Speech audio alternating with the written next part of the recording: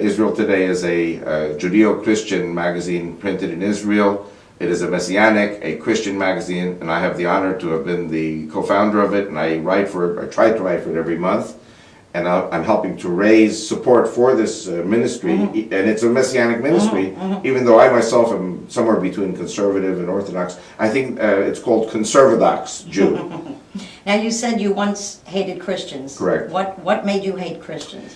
Well, firstly, I have to say that I did not get this from my parents. My parents were raised in Roman Catholic Argentina, and all their neighbors were Argentinian Roman Catholics, and there was never, ever any anti-Semitism.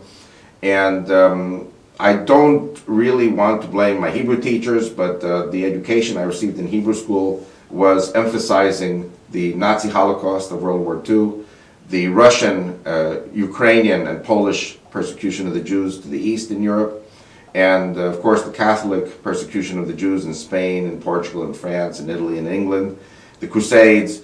And so I basically was not a bigot. I basically hated all Christians. And even though the so-called white Anglo-Saxon Protestant, the WASP, who never killed one Jew in America, Jews were never killed in America, there was never a state anti-Semitism, but we kind of had a feeling in Hebrew school that, rest assured, the day would come that the Jews would be killed in America by the WASPs, the white Anglo-Saxon Protestants.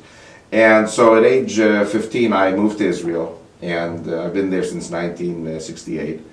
And my wife, the first thing she said when we met on January 14th, 1970, she said to me, "Are you crazy? Why did you leave America? Why did you come to live in Israel? Israel is a war zone. We don't have prosperity like in America. Why did you leave your parents? Why did you leave New York?"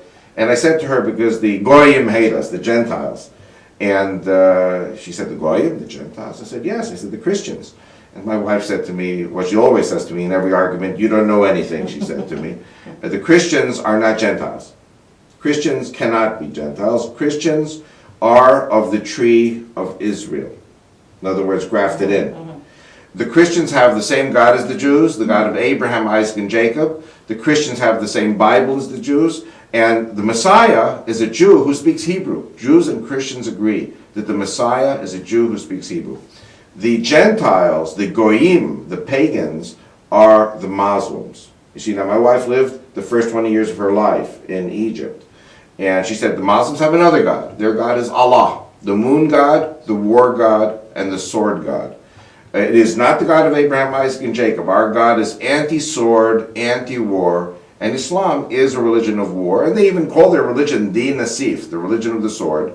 If you look at the Saudi flag, you have the cross swords, and, well, no, that's on the TV. If you look at their flag, you have the words, "There is no God but Allah," and his prophet is Muhammad, and underneath it you have a sword, because Islam is the religion of the sword.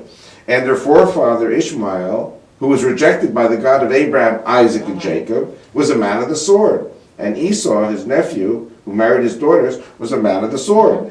And so here you have two rival spirits. You have the spirit of peace, and you have the spirit of war. And the God of Abraham, Isaac, and Jacob is a God of peace. The God of Allah is a God of war. They have another book called the Quran. The Quran is a replacement theology book.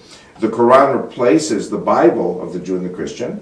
And finally, regarding the Messiah, it is Jesus, but Jesus comes back a second time, according to the Islamic religion, as a Muslim who will slit the throats of all the Jews and Christians who have not converted to Islam. So my wife said to me, Jews and Christians are the people of the book, singular.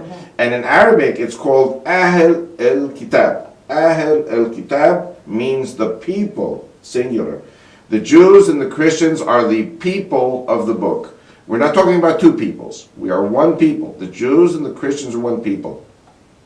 The Jews are the Saturday people, and the Christians are the Sunday people. Therefore, the Muslims say, we kill the Jews on Saturday, we kill the Christians on Sunday. And you can ask any Jew or Christian who has lived amongst the Muslims in the Middle East, and they will confirm that what I'm saying is true. And also there are many Muslims who will very proudly say, yes, we kill the Jews on Saturday, and we kill the Christians on Sunday. So when you first moved to Israel, you started to hear all this or learn it. How did you come to And by the way, I didn't believe it. I was very offended. And, you know, I was